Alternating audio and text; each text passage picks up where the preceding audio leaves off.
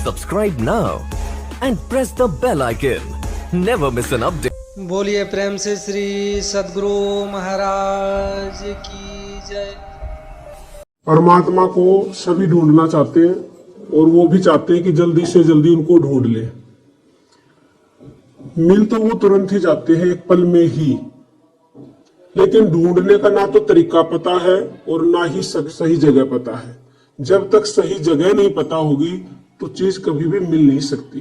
घर में भी कोई वस्तु आपने अलमारी में रख दी और आप बेड में ढूंढोगे या दूसरी अलमारी में ढूंढोगे तो सारे दिन ढूंढते रहना, कभी भी मिल ही नहीं सकती।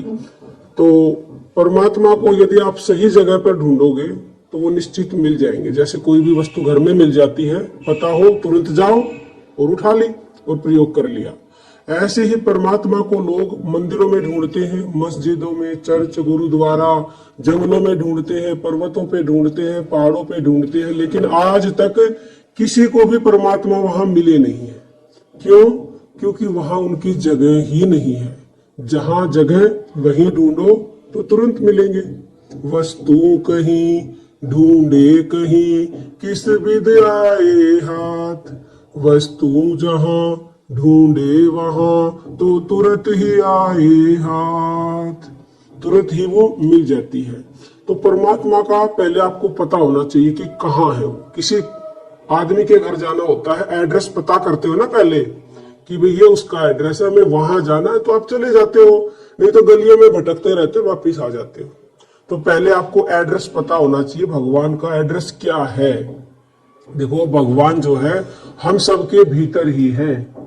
सब घट मेरे साइया घटना कोई खाली, और बलिहारी उस घट की जिस घट वो प्रकट हो जाए।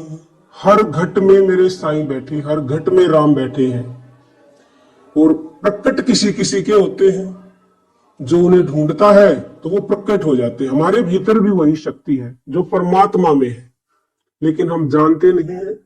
अब आपको रास्ता बताया जाएगा। ये तो पता चल गया कि आपके भीतर जगह का पता चल गया, अब प्रॉपर जाने का रास्ता भी बताया जाएगा कि रास्ता पता होना चाहिए ना जहां जाओगे, तो किसके द्वारा आप अंदर जाओगे। जब ये रास्ता पता चल जाएगा तो आप आसानी से वहां पहुंच जाओगे। लेकिन कब पहुंचोगे? जब निरंतर चलते रहोगे। लगातार कहीं जाना होता है तो लगातार चलना पड़ता है। रास्ते में रुक जाते हो तो देर लगती है, और वापस आ जाते हो तो कभी पहुंचोगे ही नहीं। तो निरंतर आपको चलना पड़ेगा, जिसके लिए महात्मा कबीर दास जी ने कहा है। परमात्मा के लिए कहा उन्होंने, एक एक शब्द को ध्यान से सुना जाए। उन्होंने कहा है, मोको कहाँ ढूंढे रे बंदे, मैं तो तेरे पास में। मोको कहाँ ढूंढे रे बंदे, मैं तो तेरे पास में। आगे कहते हैं, ना तीरथ में ना मूरत में ना एकांत निवास में, मोको कहाँ ढूंढे रे बंदे, मैं तो तेरे पास में। भावार्थ समझिए। कबीर दास ये कहते हैं कि मुझे कहाँ ढूंढते हो तुम? मैं कहीं नहीं हूं, मैं तेरे पास में हूं। किसके पास में? यानी हमारे अंदर है। कहते हैं ना किसी तीर्थ में ना किसी मूर्त में, और आगे कहते हैं ना एकांत निवास में। लोग कहते हैं ना कि हम वनों में चले जाएं तो परमात्मा को पा लेंगे, तो वहां नहीं मिलेंगे। आगे कहते हैं ना मंदिर में ना मस्जिद में ना काबा कैलाश में, मोको कहाँ ढूंढे रे बंदे, मैं तो तेरे पास में। कबीर दास कोई ऐसे ही नहीं, सदगुरु भगवान, तो उन्होंने ऐसे ही नहीं ये लिख दिया, उन्होंने पूर्ण प्रैक्टिकल किया। और उन्होंने जो ये लिखा उसका प्रैक्टिकल हमने भी किया। जब कोई अनुभव कर लेता है तो दूसरा आदमी उसके ऊपर विश्वास कर लेता है। तो ये पूर्ण प्रैक्टिकल है, वो कहीं नहीं है, वो हमारे अंदर है। आगे लिखते हैं, ना मैं जप में ना मैं तप में ना मैं व्रत उपवास में। ना मैं जप में, किसी भी जप में भी नहीं मिलेंगे वो, व्रत उपवास में भी नहीं। जो दुनिया व्रत उपवास करती रहती है भगवान को पाने, भगवान नहीं मिलेंगे उनसे। हाँ, उनसे लाभ हो जाएगा, आपको कुछ देर के लिए या कुछ दिनों के लिए शांति मिल जाएगी, कोई सांसारिक जो दुख है वो कम हो जाएगा। परमानेंट तो वो भी दूर नहीं होगा, कुछ दिनों के लिए फिर आएगा दुख। तो उनसे लाभ होता है कि इतना बस, जो लोग कुछ भी नहीं करते, कम से कम हम व्रत तो कर रहे हैं, हम 5 मिनट सुबह शाम खड़े होकर पूजा तो कर रहे हैं, लेकिन भगवान नहीं मिलेंगे उससे। बस आपके मन को क्षणिक शांति मिलेगी। स्थायी शांति तभी मिलती है जब आप परमात्मा को पा लेते हो, जो आपके भीतर है। भीतर अथाह शांति, और बाहर जो ये बाह्य जगत है इसमें अशांति। उल्टा है, वहां अशांति, यहां शांति। तो आपके अंदर ही भगवान मिलेंगे। आगे कहते हैं कबीरदास जी, ना मैं व्रत उपवास में, ना मैं क्रियाक्रम में, किसी भी क्रियाक्रम में भी नहीं हो। जो बाह्य क्रियाक्रम करते हैं कि हवन कर लो, कोई भी क्रियाक्रम लगा लो, आप साफ सफाई करके, लोग कहते हैं मैं नहा धो के पूजा कर लूं, तो वैसे तो नहाना धोना अच्छी बात है, लेकिन हमारे अंदर जब परमात्मा, तो हम तो अशुद्ध है ही, तो परमात्मा भी तो हमारे अशुद्ध शरीर में है ही। तो आप भगवान का नाम बिना नहाए धोए किसी भी अवस्था में कर सकते हो। उसके लिए किसी मुहूर्त की आवश्यकता नहीं होती, क्योंकि वो हमारे भीतर है। आगे कहते हैं, नहीं प्राण में, नहीं पिंड में, ना ब्रह्मांड आकाश में। पिंड में भी नहीं है, ब्रह्मांड में भी नहीं है, आकाश में भी नहीं है। ना मैं भ्रकुटी भंवर गुफा में। भ्रकुटी भंवर गुफा ये होती भ्रकुटी, और भंवर गुफा बोला जाता कारणों को। अनंतनाथ यहां सुनता है, उन्होंने उसके लिए भी मना कर दिया, वहां भी नहीं है। तो फिर क्या कहते हैं, कहाँ है? सब सांसों की सांस में, खोजी होए तुरंत मिल जाए, एक पल की तलाश में। एक पल में मिल जाते हैं अगर ढूंढने वाला हो तो, देर नहीं लगती, केवल एक पल में। जो हमने शुरू में कहा कि परमात्मा को एक पल में ढूंढने का तरीका, यही वो तरीका है। आपकी सांस, आपकी श्वासों से आप जुड़ना सीख लोगे, जो आपको साधना सिखाई जाती है, तो सांसारिक दुख तो कुछ भी नहीं है। जब आप उस अनंत कोटि ब्रह्मांडों के मालिक को पा लोगे, तो ये दुख क्या है? कुछ भी नहीं है। ये ऐसे मिट जाएंगे जैसे कभी आए ही नहीं थे। जैसे घोर अंधकार होता है और सूर्य भगवान ने दर्शन दे दिए, तो कहना नहीं पड़ता कि अंधकार दूर कर दो, अपने आप ही हो जाता है ना। ऐसे ही आपके दुख छूमंतर हो जाएंगे, बीमारियां मिट जाएंगी, आपको पता भी नहीं चलेगा कब मेरी जिंदगी बदल गई। लेकिन बस कुछ करना भी नहीं है, भाई सांसें चल रही है, अंदर है, इन्हीं से जुड़ना है। कोई पहाड़ थोड़ी उठाना आपको, कोई पैसे थोड़ी खर्च करने हैं। सांसें 24 घंटे चल रही है, बस इनसे जुड़ना सीख लो। आगे कहते हैं, सब सांसों की सांस में, खोजी होए तुरंत मिल जाऊं, एक ही पल की तलाश में। और कहत कबीर सुनो भाई साधो, मैं तो हूं विश्वास में। ध्यान दिया जाए, खोजी हो तो तुरंत मिल जाए। एक ही लगा हुआ है, एक ही पल की तलाश में। ही जहां लग जाता है ना, वहां 100% बात पक्की पक्की पक्की।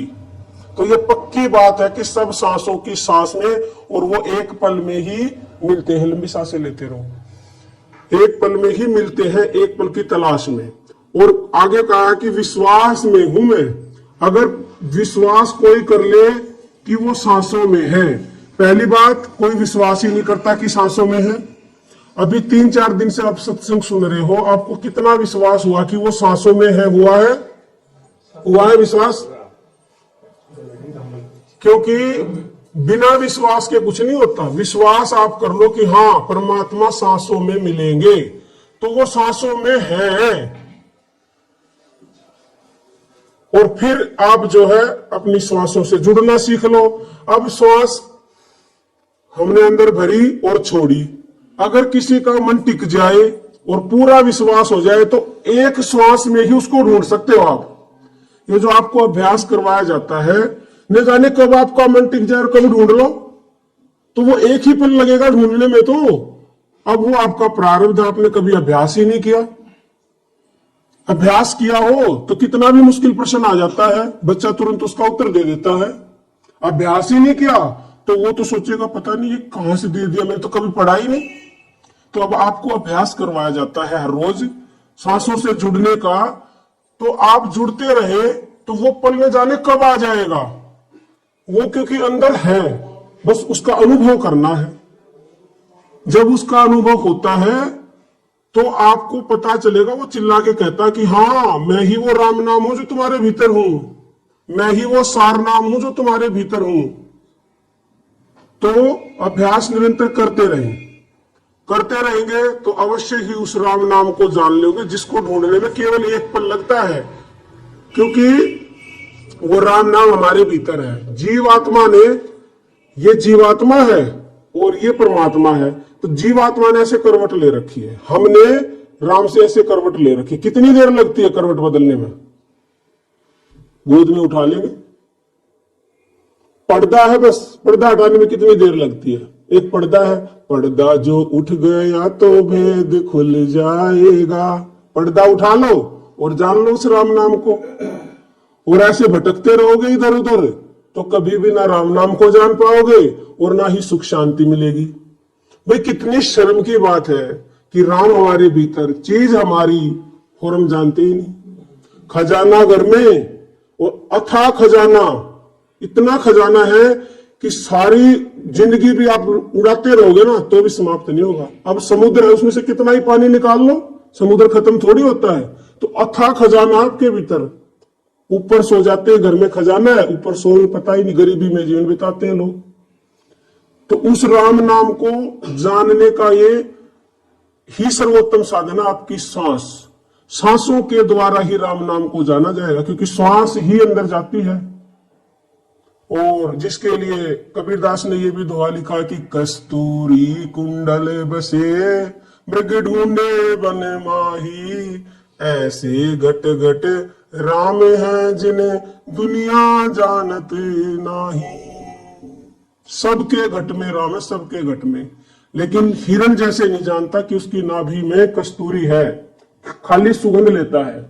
और ऐसे चक्र पूरे दिन घूमता रहता जंगल में, कभी मिलता ही नहीं, दिन ही पूरा जीवन बिता देता उसको, फिर वो कस्तूरी मिलती नहीं है।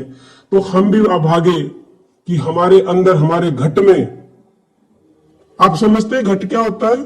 मैं रोज घट घट बोलती हूँ, आपने कभी पूछा कि घट क्या होता है? घट देखो, आपने कभी पूछा नहीं। जो घट है यहां से शुरू होता है और यहां तक ये घड़े की शेप है। वो परमात्मा इतनी जगह में, ये भी जगह बता दिया आज आपको, इतनी जगह में मिलेंगे बस वो परमात्मा। ये घट है, घड़ा जैसा होता है ना गर्दन, इसलिए घट मतलब घड़ा। घट को कई लोग हृदय समझते हैं, कई लोग खाली ये समझते हैं, ये नहीं, ये यहां से लेके पूरा ये घड़े की शेप, ये होता है घट। तो वो घट में है, ढूंढ लो। इतनी सी जगह में चीज को नहीं ढूंढ सकते, ढूंढ सकते हो ना? हमें क्या, इस किताब में 10 लाख रुपए रखे तो ढूंढ लोगे? एक यूं कह दो जमीन में खजाना गड़ा हो तो भी खोद मारोगे। तो परमात्मा को खोजने की जिस दिन इतनी लगन लग जाएगी कि जमीन में खजाने को खोदने की लगती है, गड़ा हुआ खजाना है, आप खोदने के लिए दिन रात एक कर दोगे, खाना पीना छोड़ दोगे, खजाना निकाले बगैर चैन नहीं पड़ेगा। तो भाई ये तो सबसे बड़ा खजाना है जो आपके भीतर है। इसे ढूंढने की इतनी लगन लगा लो कि चाहे खाना छूट जाए, पीना छूट जाए, काम छूट जाए, दुनिया ताने मारे मारने दो, घर वाले कुछ कहे कहने दो, लेकिन नाम नहीं छूटना चाहिए। उस दिन देखो कैसे वो तो तुम्हारे पीछे पीछे घूमेंगे, तुम्हारी सेवा करने के लिए तैयार रहेंगे। ऐसी लगन लगा के तो देखो, जिससे जन्मों से बिछड़े हुए हैं, उसने ऐसे बाहें फैला रखी है कि मेरा बच्चा मुझे भूलने हुआ है और न जाने कब किस वक्त आ जाए और मैं उसे छाती से लगा लूं। परमात्मा ने करवट नहीं ले रखी, जीवात्मा ने ले रखी है। जीवात्मा भूल गया अपने वादे को।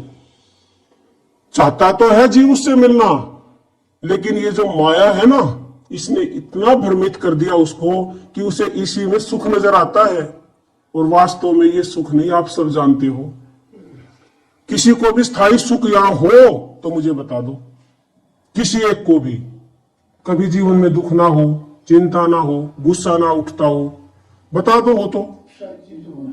और इस तरीके पे चल पड़ो आप।